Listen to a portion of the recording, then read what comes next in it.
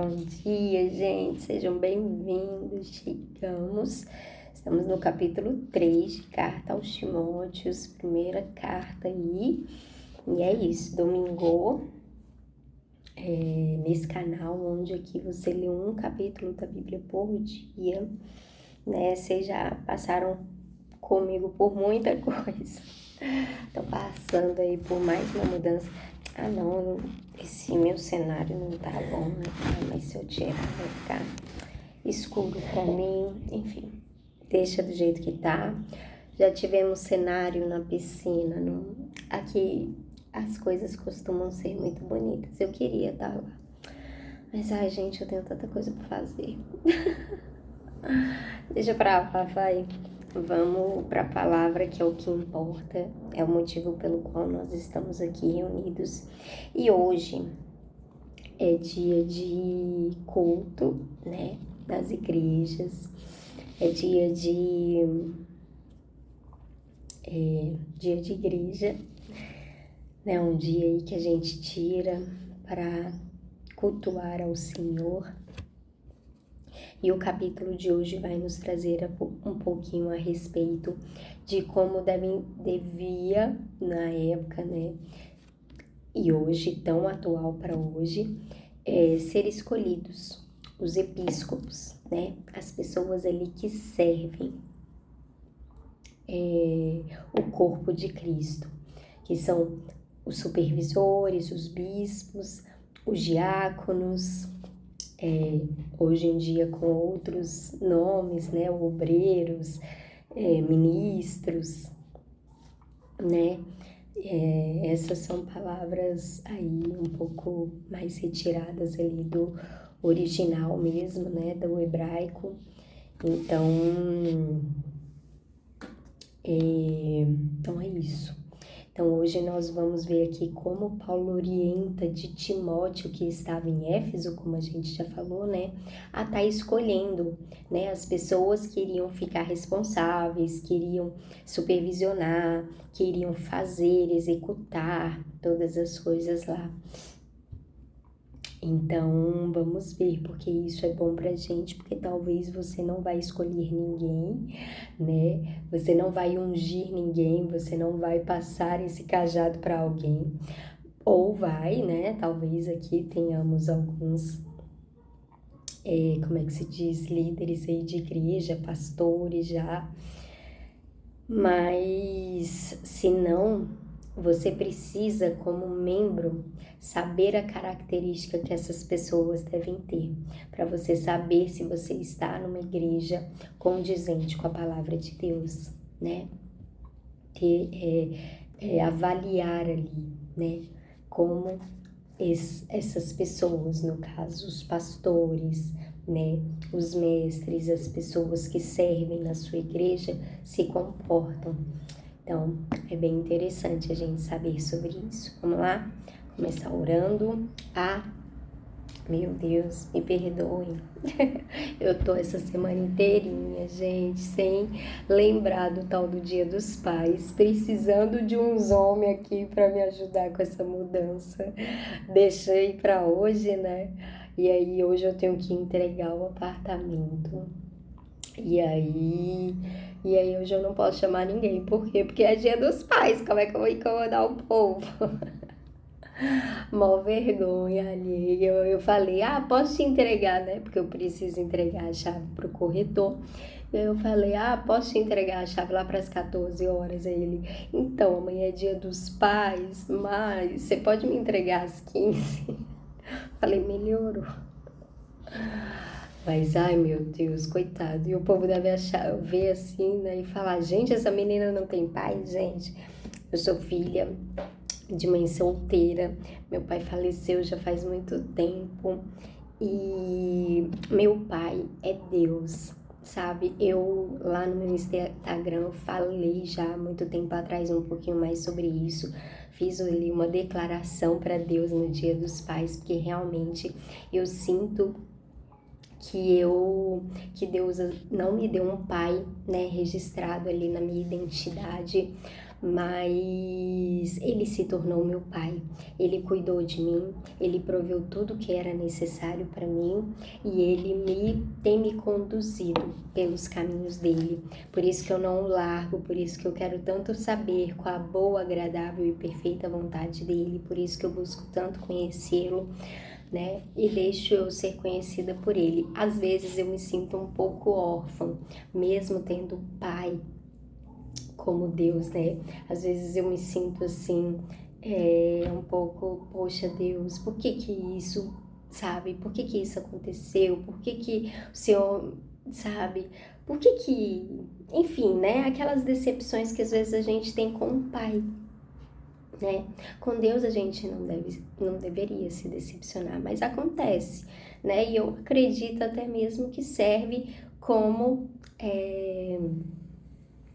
testemunho do que alguns passam, sabe? A gente falou aqui um tempo desse atrás, sabe? Sobre essa questão de se decepcionar, de como a gente vê Deus, de o que a gente espera de Deus, né?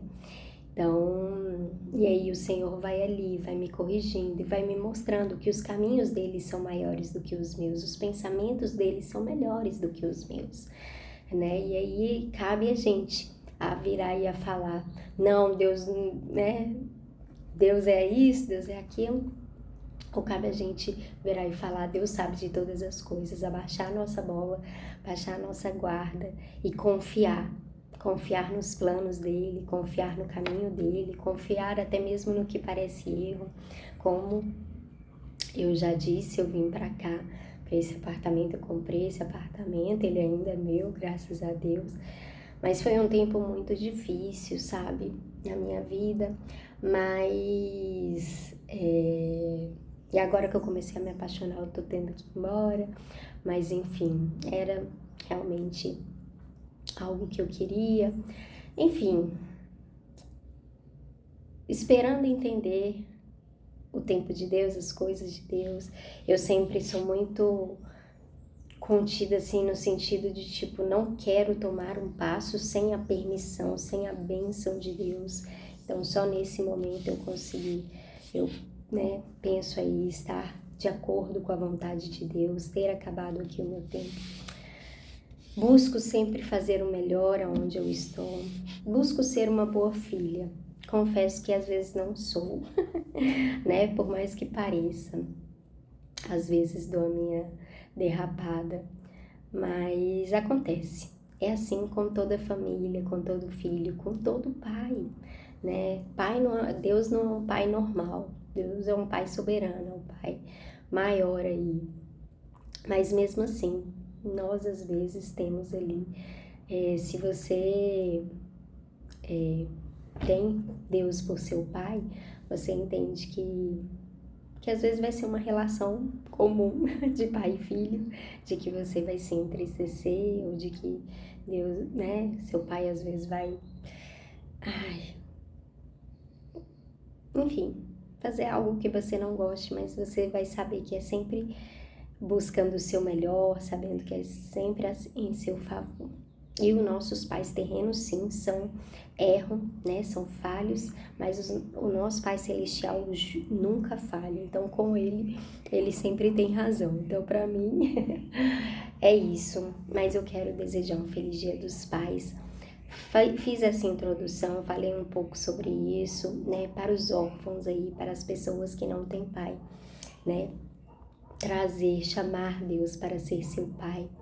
E para as pessoas que têm, né, e às vezes não têm dado valor, honra seu pai e sua mãe. Isso é o primeiro mandamento com promessa, né? Muitas das vezes seu pai às vezes não tem as características, sequer serve a Deus, sequer reconhece Deus como Senhor e Salvador da vida dele, mas tem graça, tem misericórdia, sabe? Com a vida do seu pai, é quem o Senhor te colocou nessa família. Então é isso, então que hoje vocês todos tenham um feliz Dia dos Pais. Para quem é pai, então seja um pai parecido com o Pai do céu, busque essa verdade, essa vontade. E é isso, amém, gente? Vamos orar, porque eu passei demais do meu tempo. Bem, Deus, obrigada pelo dia de hoje. Colocamos diante de Ti, Pai, esse Dia dos Pais. Te pedimos para que o Senhor entre em cada casa, em cada lar, Deus, porque como diz a Tua palavra, sabe, Deus, que todos tratem uns aos outros, Deus, bem, sabe, Deus, que todos nós reconheçamos, Deus, uns nos outros, aquilo que o Senhor plantou, colocou, sabe, como o Senhor fez cada um, sabe, Deus, e sabendo que os filhos devem reconhecer os seus pais e os seus pais devem não maltratar os seus filhos, mas devem criá-los com amor, com carinho, sabendo que eles também têm o Pai que está no céu, sabe, Deus, os pais e os filhos, todos nós estamos debaixo da Tua soberania, do Teu senhorio, da Tua paternidade. Todos nós somos filhos adotados de Ti, todos nós fomos chamados para sermos filhos santos, sabe, amados do Senhor. Então, em nome de Jesus, Deus, cria em nós um coração, abençoa, sabe, Deus, em nome de Jesus, o nosso coração, abençoa o coração daqueles que estão sem pai hoje, abençoa, Jesus, sabe, consola, chega mais perto de Ti e que nós possamos ouvir a Tua direção. Em nome de Jesus, abençoa os almoços, as famílias. Eu oro também por minha mudança, para que o Senhor me ajude com tudo aqui. Em nome de Jesus, colocamos diante de Ti a leitura dessa palavra. Fala conosco, nosso Pai que está no céu. Fala conosco da maneira que o Senhor nos quiser e nos direciona para a igreja do Senhor, para as coisas do Senhor, sabe? Que são santas, que são belas, que são puras, que devem ser feitas com decência e ordem. Em nome de Jesus. Amém? Bora correr! Então vai dizer assim, este ensinamento é verdadeiro. Se alguém quer muito ser bispo na igreja, está desejando um trabalho excelente.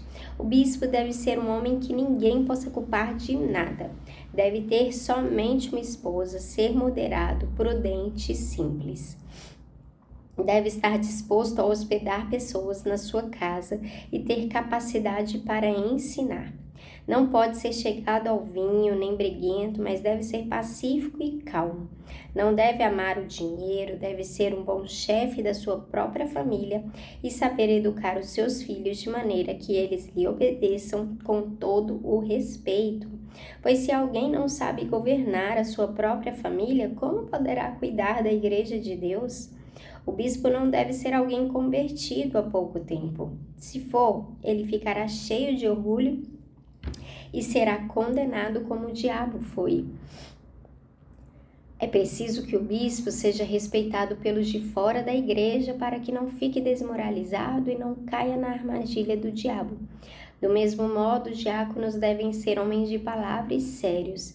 Não devem beber muito vinho nem ser gananciosos. Eles devem se apegar à verdade revelada da fé e ter sempre a consciência limpa.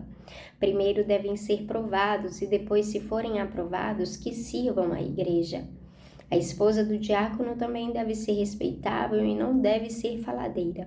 Ela precisa ser moderada e fiel em tudo. O diácono deve ter somente uma esposa, ser capaz de governar bem os seus filhos e toda a sua família, pois os diáconos que fazem um bom trabalho conquistam o respeito dos irmãos na fé e são capazes de falar com coragem sobre a sua fé em Cristo Jesus. Escreva essas coisas a você esperando ir vê-lo logo, mas se eu demorar, esta carta vai lhe dizer como devemos agir na família de Deus, que é a igreja do Deus vivo, a qual é a coluna e o alicerce da verdade. Sem nenhuma dúvida, é grandiosa a verdade revelada da nossa religião.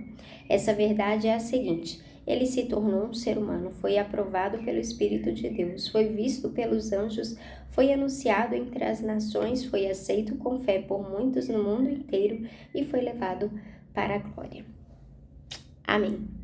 É isso, gente. Então, o capítulo 3 Hoje eu vou passar um pouquinho do meu horário, porque eu me estiquei na introdução e eu quero falar algumas coisas a respeito desse capítulo, em especial ali sobre a primeira parte, porque depois vai falar a mesma coisa sobre, praticamente a mesma coisa sobre os diáconos. Diáconos são ministros, são mais servos, são os obreiros, aquelas pessoas que servem ali debaixo do púlpito, né? Tem o púlpito, que é o altar, que é onde talvez um pastor, um padre, enfim, aí na sua denominação tem um bispo, às vezes, né? Tem uma igreja em Brasília que existem bispos. E os diáconos são aqueles que servem. Então, eles praticamente são os mesmos. Recentemente, eu tive até uma reunião com, né, as pessoas das quais eu lidero e mostrei aqui como a gente deve viver, né? Bom, mas hoje eu quero falar 3 pontos acerca desse bispo. Mas antes eu quero ressaltar o que é a Igreja de Deus. Por que isso é importante? Por que quando a gente fala sobre pai, sobre família, sobre tudo isso, é tão importante quanto na nossa família, quanto na nossa igreja, por que a gente encontrar uma igreja condizente é tão importante? Porque ela vai ser a sua família de fé. No versículo 15, mas se eu demorar, esta carta vai lhe dizer como devemos agir na família de Deus, que é a igreja do Deus vivo, a qual é a coluna e o alicerce da verdade. Todos nós somos famílias de Deus. Nossa igreja é a família do qual Ele está preparando para Ele. Bom, então vamos ver quais são as qualificações que o bispo, que o seu pastor, que a sua igreja, né, que você tem que ver ali nas pessoas que servem na sua igreja. Em primeiro lugar, tá lá no versículo 2. Não, vamos falar a princípio, né, que quem almeja esse trabalho está almejando algo que é excelente. Isso não é para todos e a gente já viu ou vai ver aqui em algumas outras questões. Não é para todos, mas para aqueles que almejam e sabem que foi chamados, isso é maravilhoso. Paulo, ele sempre, né, em cada carta, ele fala, por mais que eu esteja passando pelo que eu estou passando, sofrendo pelo que eu estou sofrendo, vivendo o que eu estou vivendo, isso é um privilégio para mim. Sabe, é uma alegria, uma honra. Meu Deus, você me escolheu. Então, isso, em primeiro lugar, não deve ser um peso para quem está fazendo isso, para quem está à frente. Deve ser um privilégio, uma alegria, um motivo de honra, independente do que está passando. Enfim. E aí no versículo 2 vai falar assim, o bispo deve ser um homem que ninguém possa culpar de nada. Em outras versões vai falar irrepreensível. Uma pessoa que não é repreendida, tipo, eu até anotei aqui, uma pessoa que ninguém pode censurar, que ninguém, tipo, tem nada pra falar, assim, sabe? Você busca alguma coisa, é que nem o profeta Daniel, a gente já passou por ele, a gente via que as pessoas, tipo, olhavam assim e não encontrava nada para falar de Daniel, para entregá-lo ao rei, para tirar ele do caminho deles. Que Daniel chegou a se destacar e ele, né, nem era do povo deles e ele começou a galgar ali, ser promovido várias vezes no trabalho do rei, né? E aí o povo virou e falou, não, gente, pelo amor de Deus. Mas eles não conseguiam encontrar nada, eles precisavam ir atrás, tipo, eles precisaram editar uma lei, falando que não era permitido mais adorar nenhum Deus, senão o próprio rei.